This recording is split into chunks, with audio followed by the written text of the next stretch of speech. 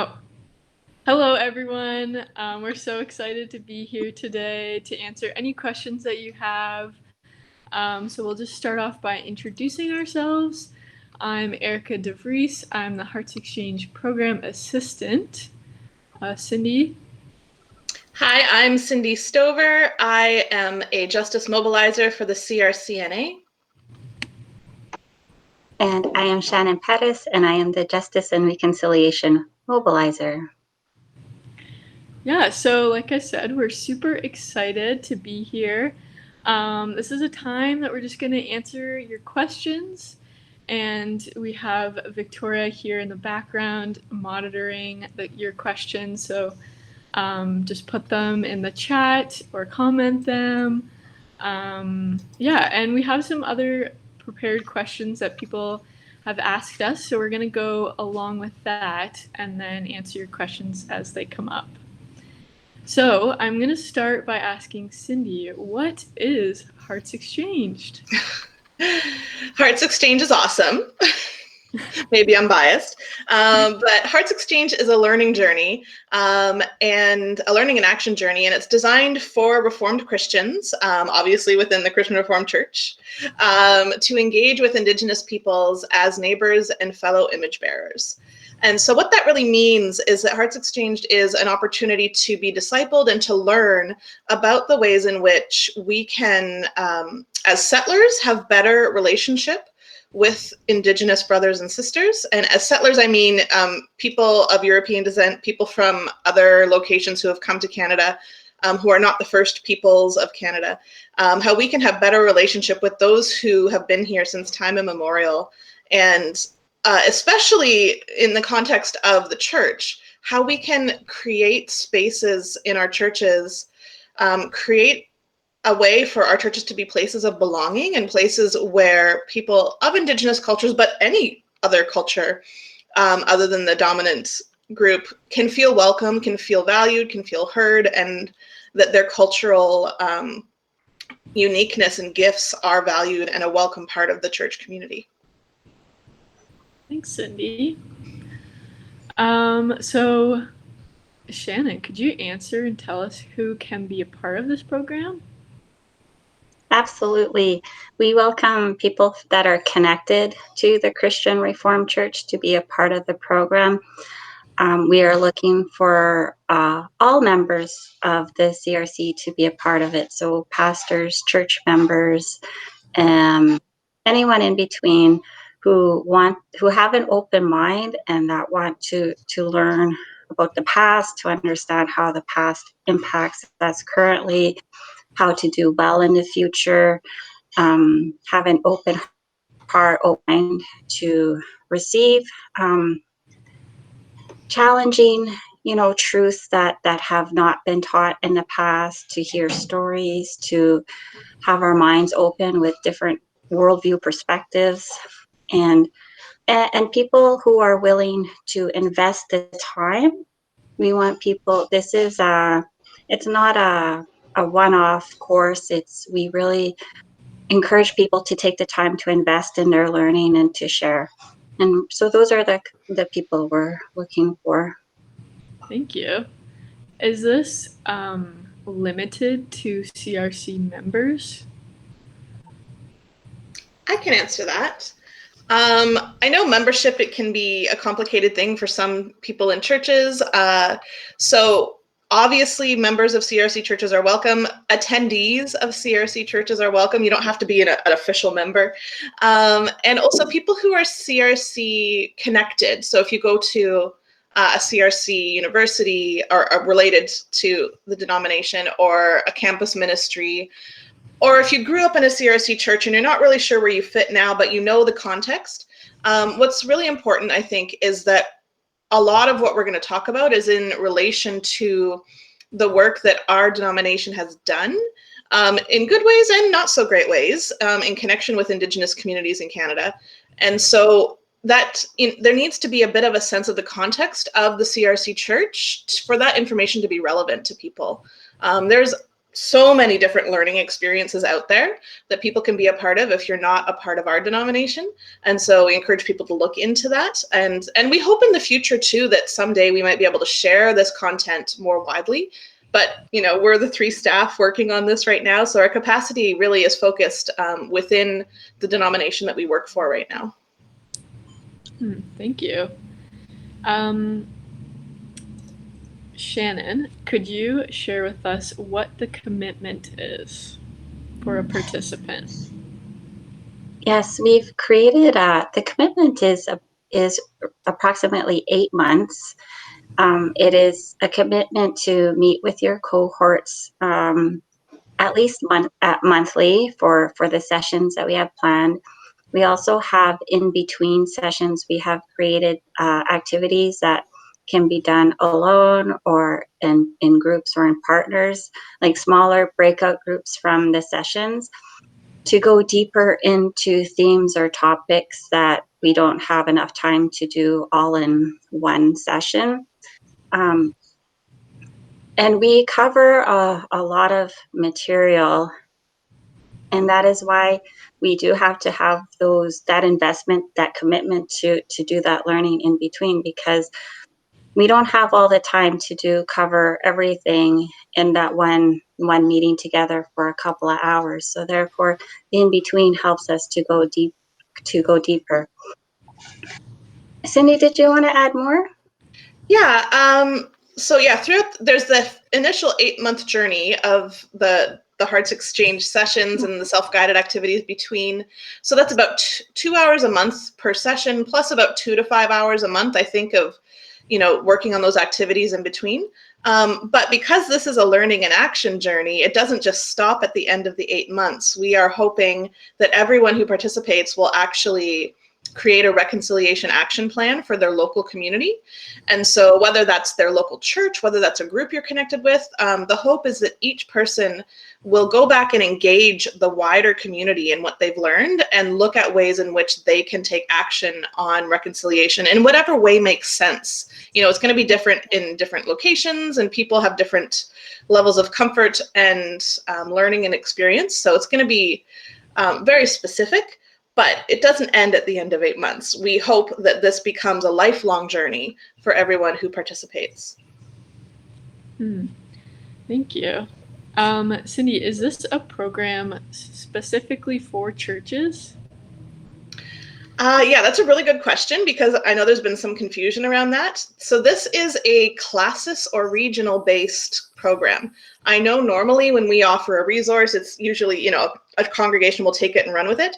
But again, the capacity is the issue for us. We don't, there's over 250 CRC churches in Canada. We can't facilitate this for 250 different groups. And so what we're looking at is regional cohorts that are classis based. So there's 12 classes in Canada. And so we're hoping to have 12-ish cohorts. And then people, if you're from classis Hamilton, or if you're from classis Northern Alberta, then people who are from churches from all across that region would participate in the cohort.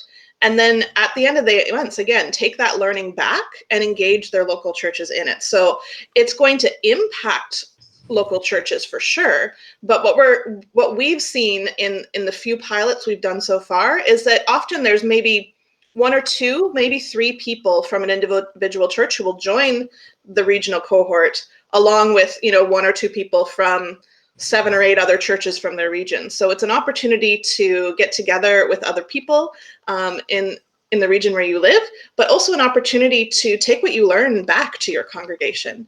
And we do hope, we have a 3-year plan for Hearts Exchange. We know it's going to go well beyond that.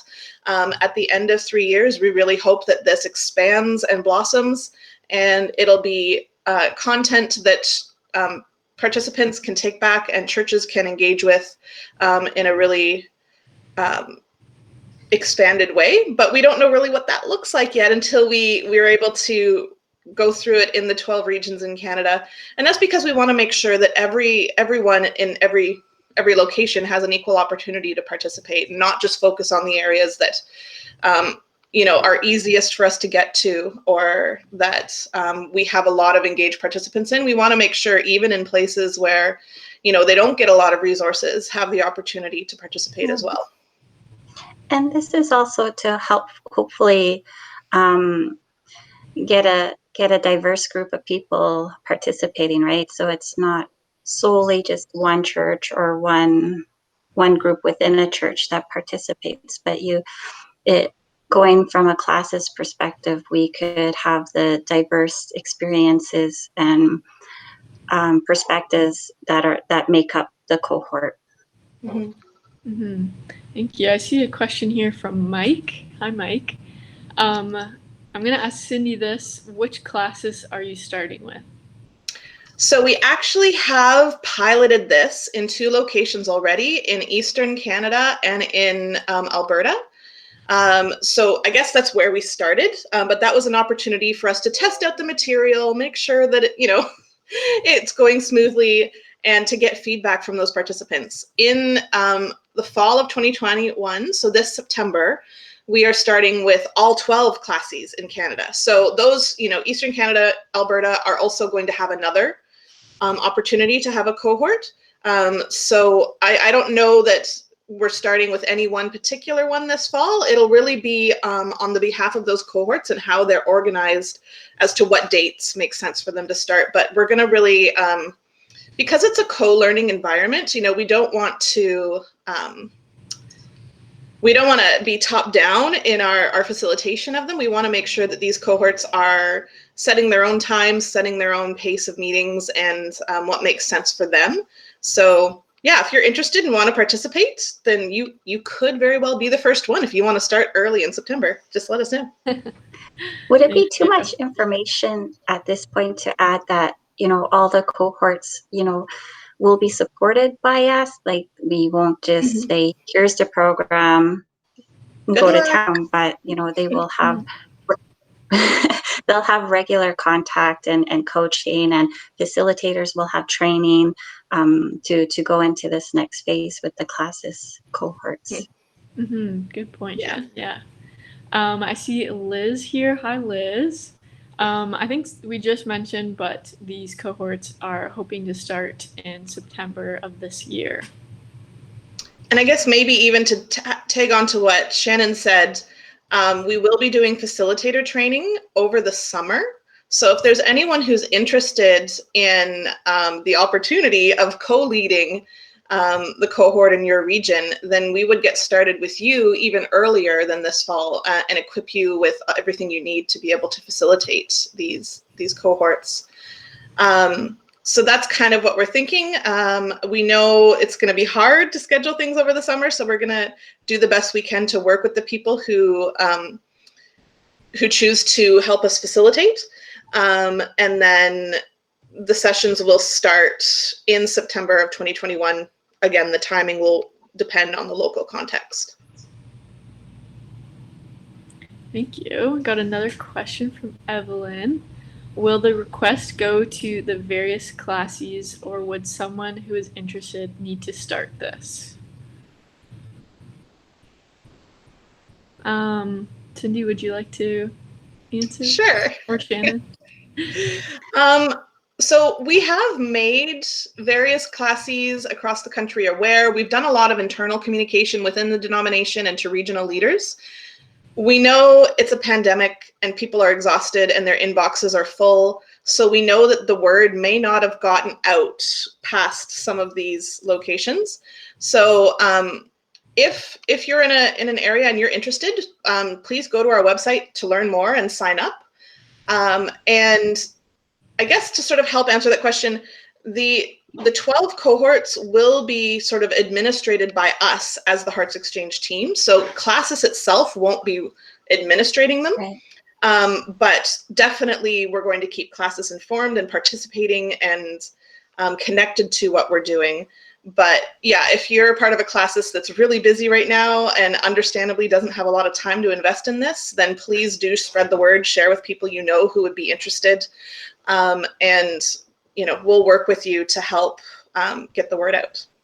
Mm-hmm. Thank you.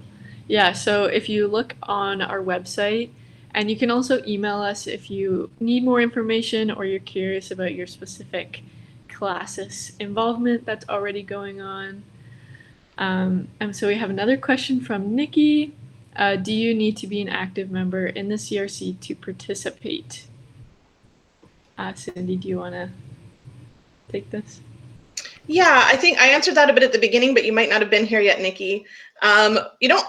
Membership, again, is a weird thing. Some churches have very strict adherence to membership and others are different.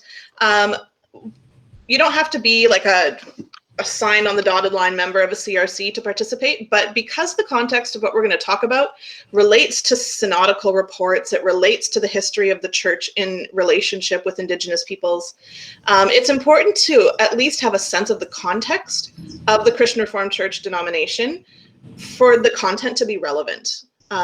It wouldn't really make a lot of sense to people who are from different denominations or don't have a connection or an understanding of the framework of the Christian Reformed denomination. So we have had people in our pilots who don't currently attend a CRC church, but have that history. So that would be up to you to decide whether or not this is the right fit for you.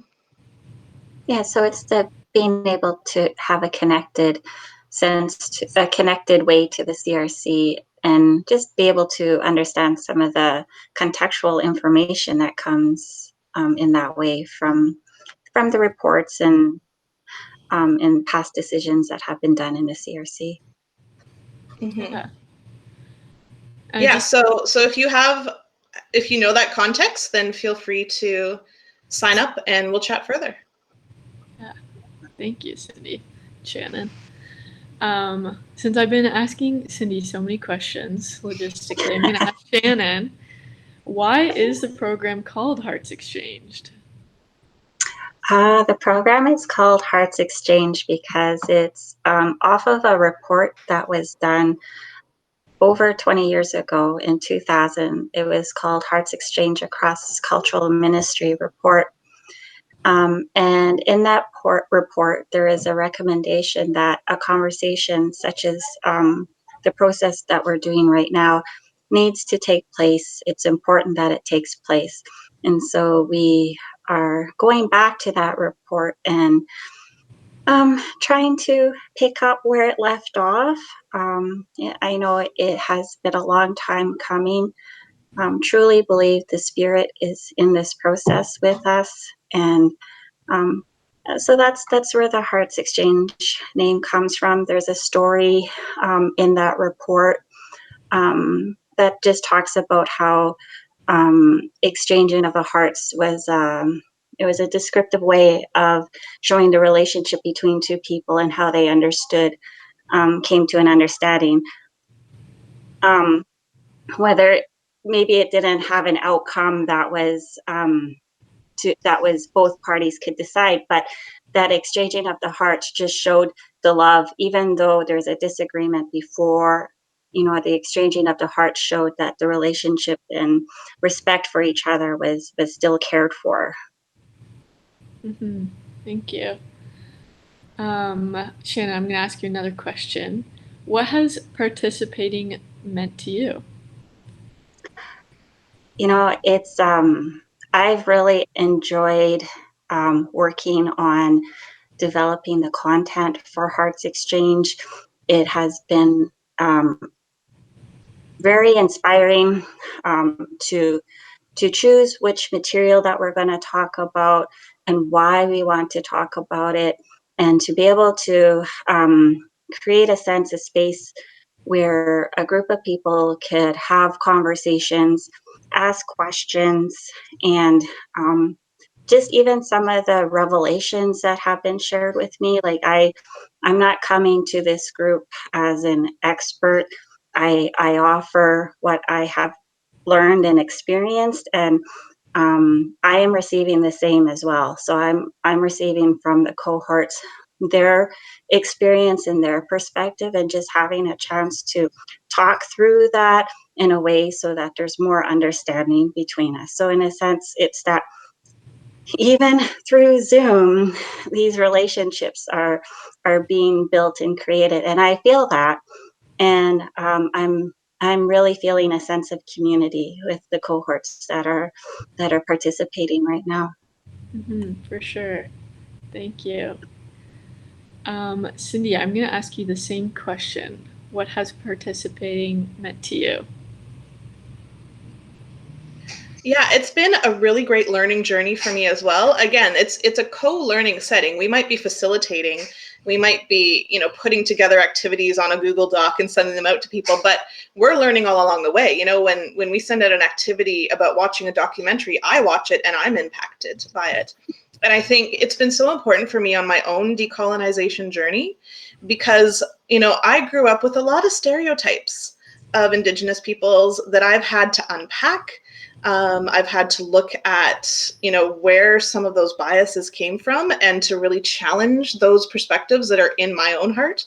And so it's been a really, really important learning journey for me. It's kind of like the blanket exercise. I'm a blanket exercise facilitator, and yet I feel like every time I do a session, even though I'm one of the leaders, I learn something because there's just so much that needs to be challenged in my own mind. And the work of the Spirit is in this. I really see the Holy Spirit present in our Zoom sessions, present in our learning, and I really feel like I'm being guided as well along it, even though I'm part of developing the program. Yeah, the Holy Spirit present in our planning, and I feel like with Cindy's perspective and my perspective, we and yours, Erica, too, how we come together and all of that, that's it comes out of it at the finished product that we share with you, and how we understand. We watch a video and we might have one interpretation of it. Well, one of you may have a different interpretation, right? And so when we try to develop an activity, we see how those interpretations come out, but we work through them in a way that is hopefully meaningful to the cohorts as they work through it, because we've had those experiences and perspectives. We talked about it, we went back and forth about it, and it's all been meaningful to have that done, and to be able to talk through all these interpretations and where we come from. It has helped lots. Thank you. Personally, it's just been such a gift to have this during COVID and such a time of isolation, to be able to meet once a month with the cohorts and just feel like so loved in a community of like-minded individuals, and get to really learn together and exchange hearts. I really love the name Hearts Exchange. It is so fitting and such a great description. Yeah, so if you are just joining, you can add some more questions into the chat. But I'm going to ask Shannon, are there Indigenous elders and leaders involved in this process? Yes, that was very integral to our planning. We wanted to be mindful that we didn't leave out any the Indigenous, I'll use the word component to this. We wanted Indigenous perspectives, Indigenous how do you say it? Theology. Theology. But what about the person? The theology. Theologian? Yes. Oh dear. Leaders, we had our members that are on the Canadian Indigenous Ministry Committee and members that are on the Committee for Contact for Government. They have informed how we do this so that, we could do the Indigenous identity well, without, feeling like we are appropriating or minimizing it, or tokenizing it. That was very important, that we have sincere guidance, Indigenous guidance, informing our work. Cindy, did you have anything to add? Well, I was just going to say, the number of resources that I've been reading, the opportunity to learn from Indigenous perspectives, especially Indigenous theologians, has been so so great to be able to have that perspective. I think, I'm a bit of a theology wonk. I've spent a lot of time in school, and I don't think I realized how much I missed of the perspective of other cultures in what I learned. So this has been so life-giving and so foundation building for me too, to be able to have the perspective of Indigenous theologians, Indigenous elders, and knowledge keepers to share their gift with us. Mm-hmm. Yeah, thank you. Shannon, why would you encourage people to get involved? I would encourage people to get involved. This is very important to my heart. Um, Having people understand the where I might come from, or where another Indigenous person might come from, and without having their experiences dismissed or overlooked, and having that full Indigenous identity with you in church is important. Um, there's a lot of history that isn't well known. Like, even in our cohorts, there are people there that have been on this journey of reconciliation, and some of the material that we have brought to them is like, wow, I didn't know that, even though, and they share with what they have done. And there's just so much more to learn, to understand the depth of the history and what has happened to Indigenous people. And on that sense, it's not just an isolated to happen to Indigenous people, right? Non-Indigenous peoples were a part of this too. And also that needs to be talked about, in which ways they were aware of it, or not aware of it, or got caught up in it. And that needs to be talked about too, right? And how we go forward with that information well. Thank you so much, Shannon. Evelyn asked another question here. For next steps, would we connect with you or with our classes? Cindy, would you like to answer this? Yeah, sure. The best way to take the next step is to visit our website. I know Victoria has put it there in the chat box a couple times, but it's right here below me too, if you can see it. Visit that, and there is a sign up button. So you can sign up and share your email with us, and we will stay in touch with you about the development of these cohorts. Absolutely let your classes know that you want to participate and you think it's important, and share the word around.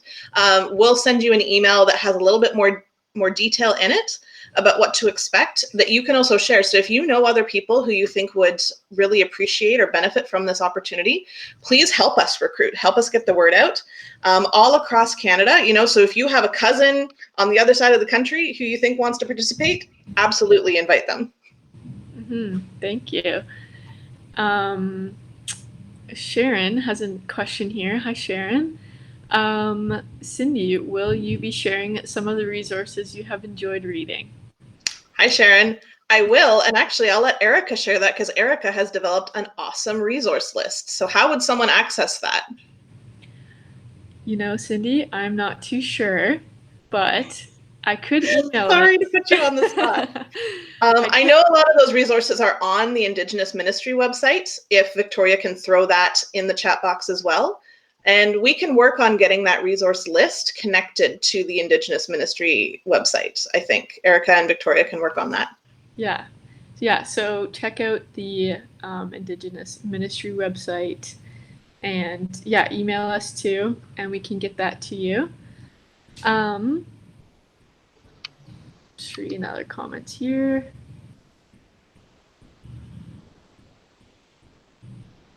Yeah. I'm not sure if this is a question or just a comment, but thank you, Mike. Okay. Oh, enjoying the book studies. Oh, that's so nice. Yeah, I'm seeing there's been quite a few people who have participated in some of the online courses on Indigenous rights, Indigenous education, and things like that. It's absolutely, those are valuable to do. Absolutely, we encourage that. I think what's different about Hearts Exchange is we're going to be talking about it from a theological perspective, and be talking about it specifically about the ways in which the Christian Reformed Church has connected. So it's more bringing it closer to home, I think, for people from our denomination. Thank you. And I see that we're at 12:30 now, Eastern time, I guess. So that is the end of our live stream. If you have any questions, please email kimc@crcna.org. It's in the chat at CIMC. And visit our website. We'd love to hear from you. And if you have any more questions, please email us. Look at the website. I think it's, this is like pointing the wrong way on my screen, but I feel like I'm supposed to point this way. I don't know. But yeah, there's a sign up on there. There's more questions. And this video will be posted. And so you can watch the whole thing. Thank you so much, everyone, for joining us. Thank you. Thanks, everybody. Hope to see you. Yes, hope to see you soon.